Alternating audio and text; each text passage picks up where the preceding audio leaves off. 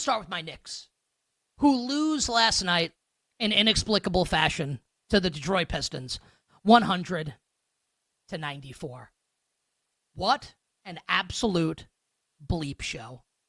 An inexplicable loss with inexplicable effort. I don't even understand what the hell I watched. And I mean this sincerely. I'm not trying to be disrespectful at all to the Pistons. Cade Cunningham was the best player on the floor last night. He might be the best player in the series. I'll talk about Jalen Brunson in a minute. Like, Bickerstaff's awesome. Like, these young players are great. They're going to be a force for years to come. This is not meant to be anti-Pistons. The Knicks, on paper at least, are 500 times better than the Pistons. 500 times better than the Pistons. I don't even know if that's arguable.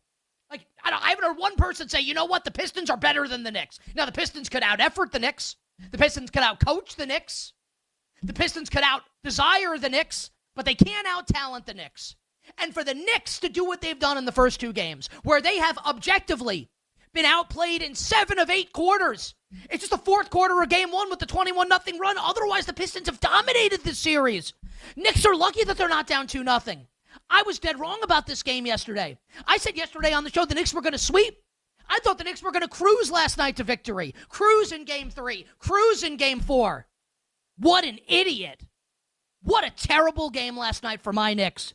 And there was so much blame to go around. And I'll get to game 3 and a really interesting point spread for game 3 in a moment. But, I mean, the blame's got to go everywhere. And I want to start, and maybe it was a little unfair yesterday on the show for me to call him Jalen Rothless Brunson. Because all of a sudden you look, and he's on the floor, and he's in the locker room. Had another locker room trip last night for Jalen Brunson. Like, can we stay on the court? I don't know if he's actually hurt, if he loves the drama. I don't know. But I'll tell you what, I'm sick of it. I'm sick of it. And I love him. I'm a Knicks fan. He's the heart and soul of the team. He's super important. He's my favorite player on the team.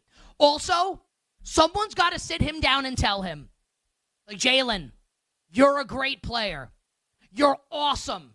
All NBA caliber player. Not first team, not second team, third team maybe second team, not first team. Someone needs to sit Jalen Brunson down and tell him, hey, buddy, we know you used to play with Luka. You're not Luka. You're not Kobe Bryant. You're not Steph Curry. You're not that guy. And it sounds like that's an insult. It's not. It's not an insult to say that Jalen Brunson's not the late, great Kobe Bryant, or he's not Luka Doncic. He's a marvelous player. But for him to, command these games now and hold on to the ball, and the offense turns into a black hole when he gets it. Like, we talk about heliocentric, like the world revolves around this player. Doesn't the world revolve a little bit too much around Jalen Brunson at this point? Honestly, the way these two games have gone. I'm not saying he's bad. I think he's great. He's not Luka. He's not Kobe. He's not Curry. He's not SGA. He's not Jokic. He's not Giannis. He's not these guys, and that's all right. You can still win with him. I think he could be the best player on a championship team if they have enough good players around him, but I don't think they do. Pass the ball, Jalen. Get your teammates more involved. 37 points on 27 shots. And I don't want to hear the bull crap about, the Knicks, the free throw disparity. You know what? Play more physical. Play more physical. Stop playing like the word that rhymes, like the word that rhymes with witches. Stop playing like that. Play with some goddamn heart. Pathetic. No one wants to hear this. I'm from New York, so I don't care what anybody thinks. You're going to get to hear me, the New Yorker, talk about it.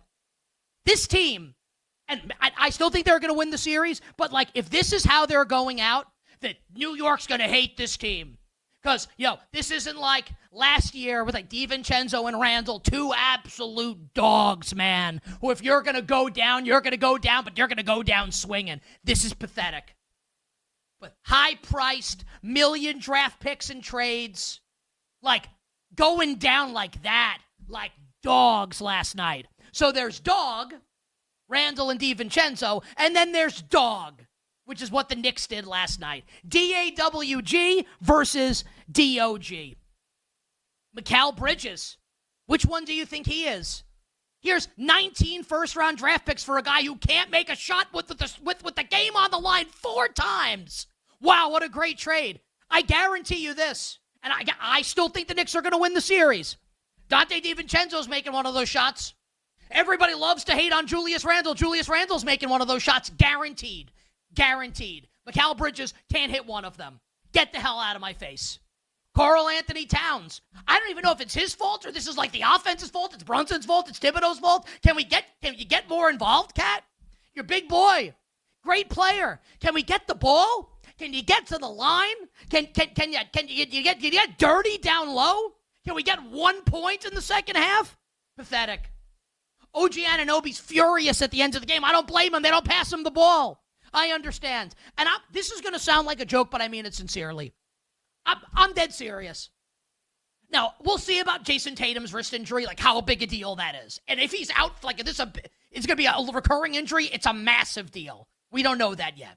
If Tatum's healthy, the Celtics are going to destroy the Knicks. Destroy them.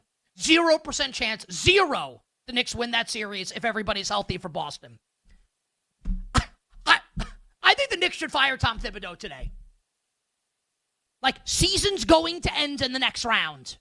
You're going to lose to Boston. This was like when the Nuggets fired Michael Malone and they said, hey, we think we're going to lose if we roll in with Michael Malone. We might as well fire him. Or the Grizzlies with Taylor Jenkins. Now, maybe you're like, oh, that's really rash. Okay. What if they lose game 3? Like, get him out of there. Like, it's embarrassing that this is what it is. It's an absolute embarrassment. They're too good for this. They're too good for it. And you know what? Like when they're winning, it doesn't bother me, but when they're losing, that stupid comb over. Just shave your head, Tom. Please. God.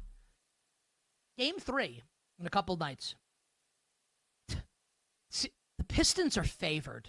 They should be after the way games 1 and 2 went. And you know, this is where Nick Kostos doesn't learn his lesson. Touch the steel. Most people, they touch, right? So my wife last week, what day is today? Tuesday, last week. My wife makes this like applesauce peanut butter loaf thing on a thing on Instagram for my daughter to eat, right? She leaves it overnight to have breakfast in the morning, takes it out of the oven.